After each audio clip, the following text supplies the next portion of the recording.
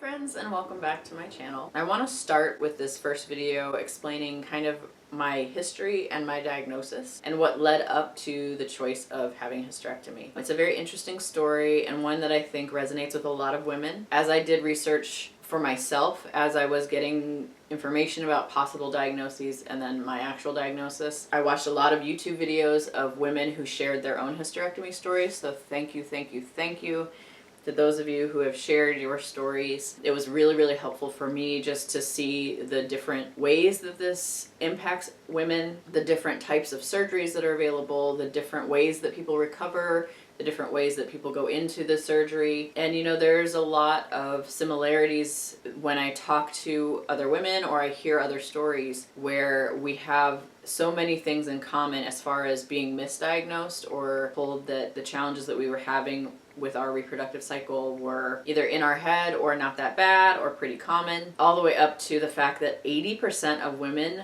will be diagnosed with fibroids. And of those 80%, a majority are Black women. And then hysterectomy is often the only cure for fibroids and or adenomyosis, which is what I had in my case. But there's a lot of prickly history around hysterectomies, because once you have a hysterectomy, obviously all of the organs that you would need to have a child are no longer there, so you become barren. My favorite word in all of this is the word uterusless, so that's the one I've been using. And for me, it's a wonderful thing. I'm very excited to have had this surgery and had the opportunity to finally be diagnosed correctly and to be out of pain. So what I want to share with you all in this video is about my history and why I even got to the point of having a hysterectomy in my 40s. I started my period at age 13, I think. And from the jump, I had very heavy periods, very intense cramping, to the point where the first day of my period was a complete wash. I would have to be in bed, curled into the fetal position, jamming pillows into my belly to kind of help me with the cramping. Usually throwing up that first morning of my period, which is awesome, super fun, especially when you're 13 and you don't know what the hell's going on with your body. You're like, oh, I get to do this for the rest of my life? Awesome. So throwing up, heavy bleeding, to the point of going through a pad like every 20 minutes, every half hour, very large, thick pads. I would go through a super tampon within 30 minutes. And if I was not careful, I would bleed through. From 13 until literally the week before my hysterectomy, I have always had the concern about a bleed through. No matter how many garments I have on, right? I'll have a tampon in, have a pad, have a period underwear, all that's supposed to absorb, and I would still have a bleed through.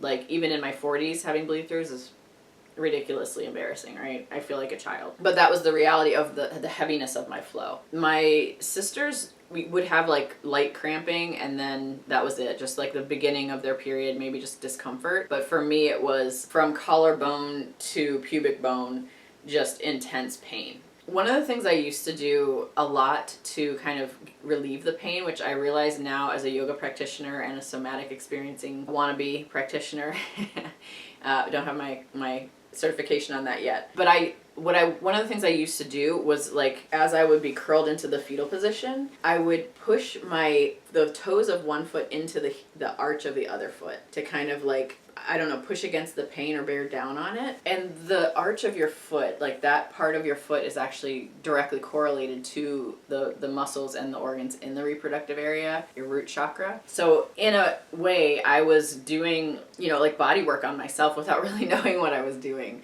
But it was just something that I was naturally, like, I would push my one foot into the other arch. And that's something that actually, when I had my hysterectomy, that was one of the things that my husband and my aunt who were helping me recover, would do when I was experiencing a lot of pain. They would just rub my feet really hard and do a little bit of like acupressure. And that was really relieving. But it was interesting that it was something I did as a teenager without knowing what it was. I mean, I didn't know anything about acupressure or yoga or somatics or anything like that. But I think it's really amazing that my body just knew what it needed and did that. So my mom took me to a doctor right away because the pain was so intense, and I would miss 2 days of school every month. Like, starting at age 13, even again until my hysterectomy in my 40s, just a few weeks ago, I would miss 2 days of school a month and or 2 days of work a month.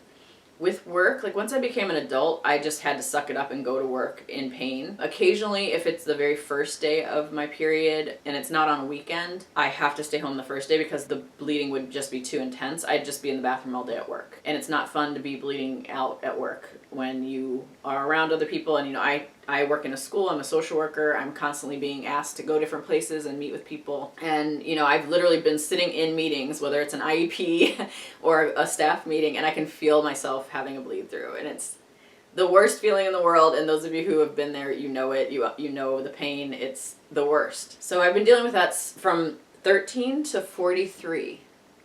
13 to 43. 30 years. 30 years every month. So when I was a teenager, one of the remedies, I was diagnosed with dysmenorrhea, which is just basically really bad cramps. At that point, I don't think I had any ultrasounds. There was no talk about fibroids, about endometriosis, adenomyosis, cysts, none of that. I was put on the birth control pill, which was a little controversial because I was 13 at the time, and I grew up in a Christian family, so, if you give girls the pill, they're just going to be whores. That was that was kind of the vibe where I grew up. But my mother really recognized that I needed the pain relief. So the idea was, by being put on the pill, I would be able to track my period. I would be able to know when that first day was coming. And then they gave me basically horse tranquilizers to take the day before my period so that the first day wouldn't be as bad. That sounds really wonderful. The challenge is, every time I tried to take that pill, I would throw it up. I think maybe twice or 3 times I got to take that pill the day before my period and it actually worked. But beyond that, it was more of like, my period is just too intense to even take medication, which was really frustrating. But I was on birth control from 13 till about like 35. I got off of birth control at 35 after having been in a very healthy monogamous relationship with my husband, and we just agreed, like, there's no need to be on birth control. If we get pregnant, great, we'll we're together, we'll handle it. It wouldn't be like a scare. It would just be like, that's what's happening. But we also then used other methods of birth control besides the pill. I'm very lucky to be married to a man who is a wonderful feminist and an ally, and he very much was like, I don't know that birth control is healthy for your body at this point anymore, being on it for this long. And I will take some of the onus of our, birth control in our relationship, so you don't have to be. So I did get off the pill in my 30s, and that didn't really shift anything. I will say what the pill did for me. I know there's a lot of controversy around the birth control pill. If it has been horrible for you, I apologize. That sucks. For me, it was really helpful in getting my period on a regular cycle. I think from being on the pill for so long, again, I was on it about 20 years, I was able to get my cycle into a regular cadence, so that once I got off of the birth control pill, my cycle was a direct 28-day cycle. I know exactly when my period's coming. I almost don't even need a period tracker. I used one for a little while and realized like it's exactly on point. So that was kind of what I dealt with, again, for 30 years. I would go to gynecologists every year to get my annual pap smear. I'm a good little girl. I follow the rules. And I would explain, again, the heavy period, heavy bleeding, heavy cramping, the bleed throughs, the vomiting, I would have hip pain, I would have joint pain in like lower back pain, like sciatic nerve pain. It would just light me up. And at some point, the pain went from like collarbone to pubic bone to like collarbone to ankle. Like my knees and ankles would cramp too when I would have my period. So it was like a full body experience once a month for 30 years, y'all. And if there are any men watching this, on behalf of the women in your life, thank you for paying attention. But y'all need to understand, like, this is why I never will take anyone seriously who says that women are the weaker sex. Absolute. We are the stronger sex, period, pun intended, hands down, like, not even a question. Knowing what all of my sisters go through monthly, I know if this world were created and men had to bleed once a month forever, our world would be structured so differently. But this is also why, y'all, as women, we have zero time and energy to do any of this shit. We are bleeding. We are managing our blood flow, literally our blood pressure every month. Oh, it's amazing that we get anything done and that we are still the stronger sex in all the ways. Sorry guys. So that was my experience with kind of my menstrual situation. Every gynecologist I went to, I would explain this whole thing, and many of them would just respond and say, oh, that's totally normal. Oh yeah, bad cramps, okay, that's normal. Here's some Advil, here's some ibuprofen. I don't think I had any doctor that I recall offer to give me an ultrasound. I remember some asking me if there were fibroids in my family, that run in the family, and other than fibrous breasts, which is on my maternal side basically, there isn't really a history of fibroids, but there is a history of ovarian cysts and miscarriage in my family. So I would share that and they'd be like, oh, okay, well, no big deal. Or the other piece that would happen would be they would ask me if I was intending to get pregnant anytime soon. And, you know, at the time in my 20s and 30s, the response was no, and I'll share why in another video. I'll share my journey through parenting for those who are interested. But, you know, when I would say no, I'm not intending to have a child, I think that's where the inquiry stopped. Of like, oh, well, if she's not planning to get pregnant, it doesn't really matter what's going on in her uterus because she's, you know, it's not a problem. Is kind of where I think people were thinking. But I would explain all the challenges that I had, and again, the response was usually like, oh, that's normal. Oh yeah, that, you know, that's pretty common. And it was not until last year in 2021, I was 42 years old. I'll go into this a little bit more in depth in another video, but my husband and I, when we got together in college, very much decided that we wanted to be foster parents or adopt from foster care first. And then once we kind of did that and figured out that, we would consider having our own children. So in my 20s, I wasn't even thinking about having biological kids. In my 20s, I was really going through my graduate program, becoming a social worker, working in child welfare, working in rape crisis, and becoming a CASA, and then eventually a foster parent. In my late 20s to my early 30s, I fostered. You know, the plan was never to have kids early. So that's why when my doctors would say, like, are you intending to have a child? And I would say no. I think the inquiry about what was going on with my uterus or my reproductive organs they were like, oh, okay, well, it's not an issue. So in my 20s and 30s, my husband and I, we planned to foster and potentially adopt through foster care. We had a fun little cycle of kids coming in and out of our home. So we had a home full of children for a very long time. I believe I was around 37, 38 when the last kids left. And for me, I come from a very big biracial family. I have my Italians on my one side and black folks on the other side. Very big families. I have cousins that I haven't even met yet. That kind of vibe. So for me, I love having a house full of noise and kids and things going on. My husband, not so much. He likes the stillness and the peace and quiet. So we agreed that we would wait a few years, you know, having the kids out of the house, and then decide if we wanted to either pursue adoption or think about having a child. So come to last year, 2021, after the pandemic, I'm 42 years old. We decided, hey, let's go and talk to a doctor about fertility and let's see what might be possible. And my primary care physician, who's a beautiful, lovely Indian woman, recommended that I go and see this black OBGYN, specifically because she's a fertility expert around those of us who want to start having babies later in life. My husband and I went together to an appointment with her just to kind of get a sense of, is this an option? Should we even pursue it or not? So that's very much how we went into it. Like, if we're too late, we're too late. We'll go a different route. She was wonderful, and she of course was like, no girl, you're in Silicon Valley, like you're young at 42, because most of these ladies get started at like 47. So I went to this OBGYN to talk about fertility.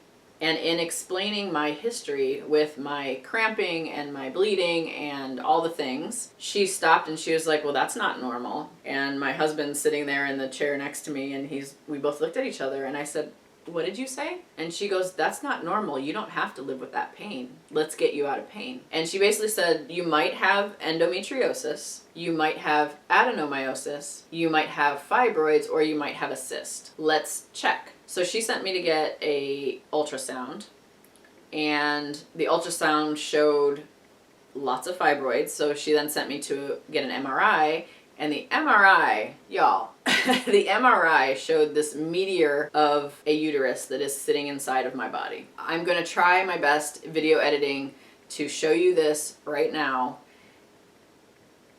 I was shocked when I got the images of the MRI. And I should tell you, I got the MRI done. It was with contrast, so they put a little ink or, you know, something into your bloodstream so that they can see the contrast of your insides a little bit better. I will say, and I don't know what this means about me, but I fell asleep in the MRI tube. It was so soothing. I know people get freaked out by that, by MRIs and the claustrophobia, and, you know, certainly having something like super close to your face was a little bit overwhelming, but like the noise of it, I passed out, y'all.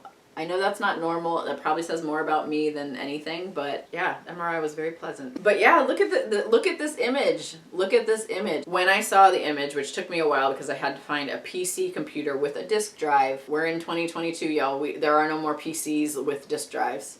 So I had to hunt far and wide, and luckily I work in a school district that has obsolete technology. So I was able to find an old PC and an old disk drive, and when I popped that baby in, and I saw these images, I will tell you a lot made sense for me. A lot of where I was feeling pain, where I was feeling fullness, where I was feeling lumps and bumps. And I will tell you, I almost like body positivitied myself out of this diagnosis because for a long time I had a little pooch, and I kind of intuitively knew this was something not normal. But I'm also, you know, when you, as a woman, when you're over 40, everyone tells you like, oh, you're going to gain weight and it's going to be hard to lose it. You're going to get a little pouch, maybe a little poopa. And I just was like, oh, I guess that's what that is. Even though I knew intuitively that it was probably my uterus or fibroids or something bigger, I just was like, you know what? Your body's fine. You're healthy. You look good. Don't feed into it. Don't obsess over it. It's, you know, it's not about looking good. It's about feeling good. You know, I literally body positivity'd myself out of worrying about it for a while. And even, I remember even talking to this doctor and being like, I wonder if this pooch is like my uterus and it's not actually like weight gain. And she kind of laughed. She's like, oh no, that's probably not it. She's like, and then she even was like, you know, as we get older, we start to gain weight in places and we just have to get used to it. And I'm definitely that kind of person. Like, I will see a flaw in my body and then be like, oh shit, and then be like, but girl, that's what it is, and then I'll talk myself into loving that part of my body. It's something I started as a teenager, a practice I started as a teenager when I started getting acne. Oh, this sucks, but okay, my forehead's not that bad. Or, you know, thinking your thighs are big and you're like, actually, these are pretty strong thighs I got here. I'm okay here. And I did the same with this pooch. I was like, okay, I got a little pooch. Yeah, you know, I'm in my 40s. I do work a lot, you know, maybe it's just stress. Maybe I just put on a little extra weight. No biggie. Y'all, that pooch was all uterus.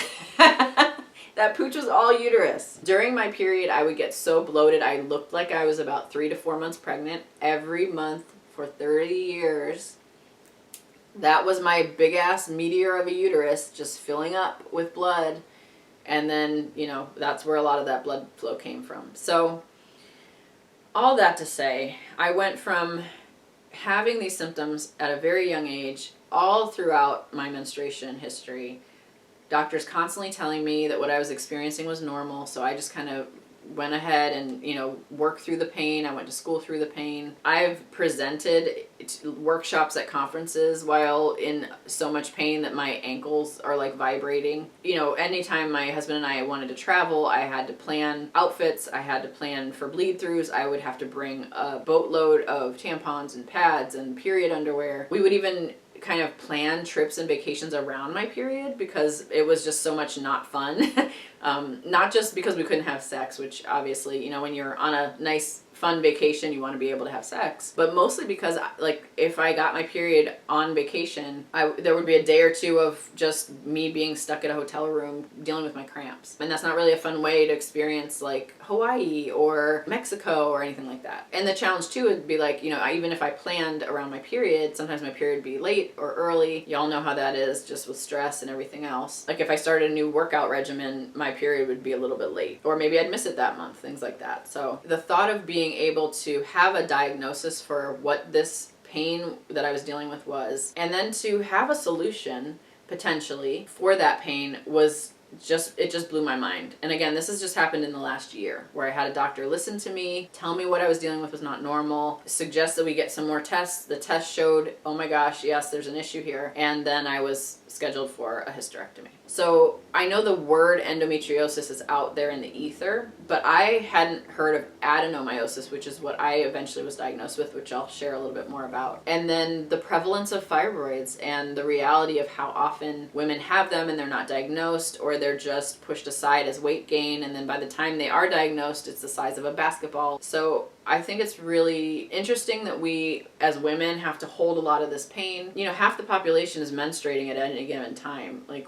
we as women don't just do things backwards and in heels, but while we're bleeding too. So through this whole journey, I've definitely, you know, kind of pulled back into my own strength and been very amazed with what my body is able to do. I have a very high pain tolerance and high pain threshold, which is something I'm kind of proud of, but also it's, you know, that's kind of a challenge to my radical self-care, because I'll allow things to go a little bit further than they should without recognizing the pain as a messenger. And I should listen to that pain and try to figure out where it's coming from and what I can do about it. So this has really been a journey for me and my body and my reproductive system. Sharing this journey with other people is really important, because so many of us do this kind of, you know, we're dealing with vagina, we're dealing with blood, we're dealing with menstruation, we're dealing with fertility. These aren't things that we want to talk about often or in public spaces, or that we want to have our face or name attached to. And I think we just have to get rid of that stigma, which is why I'm sharing a little bit more about my own journey. And I really hope that some of you who are dealing with this or have dealt with this similar situation, just advocate for yourself. I am not angry with my other doctors who dismissed my pain, partly because I am not sure that I accurately relayed the amount of pain that I was in because of my pain tolerance. It's not to get them off the hook completely. Somebody should have said, hey, let's do an ultrasound. And, you know, 30 years of that, I may have gotten an ultrasound at some point and then nothing was there. I don't know when my fibroids started growing. I don't know when, you know, my uterus started filling up with these. I have some ideas about why and kind of the connection between stress and these reproductive challenges, but I just wanted to share the history and what led up to my diagnosis. Please share any comments that you have, any questions you have, if there's any specific information you want me to clarify. If you are a young person going through menstruation right now and you're having cramps and heavy bleeding and things like that, continue to ask the adults in your life to advocate for you to get an ultrasound or some other kind of test. Ultrasound is not invasive unless they do a transvaginal ultrasound, which you just have to be prepared for. That's when they have the wand that they put inside you to be able to see, you know, 360 inside your uterus. But, you know, it's minimally invasive and it gives you a good picture of where things are. And even if nothing is found, at least you have a baseline of information so that the next time you get an ultrasound, if there is a fibroid, you can kind of see where the growth has happened. If you're a parent of a young person who is having these challenges, please advocate for them. Push for that ultrasound or that MRI. There are so many ways to handle fibroids and endometriosis and adenomyosis before a hysterectomy. Hysterectomy is really like the last option. And for me, because it's been so long of no treatment, my only option was hysterectomy. I had other options, I'll share that in another video, but those options would not have gotten to the root of the problem. We really have to get to the root of why is this happening in our bodies. It is not to lay individual blame. There are a lot of environmental challenges to this that I think we need to talk about, especially in light of a new study coming out around hair straighteners causing uterine cancer. That's for a whole other video. But I think it's important for us to share our stories, have these conversations out loud in public, be able to say vagina, be able to talk about blood, be able to talk about menstruation, be able to talk about fibroids and cramping and reproduction and fertility and things like that without judgment, and while holding a lot of space and compassion for ourselves and each other. So thank you all for joining me on this video. Any questions you have below. If you like the video, please give me a thumbs up, like, share, subscribe. I would appreciate it as I build my channel. And again, just let me know what else you'd like to see.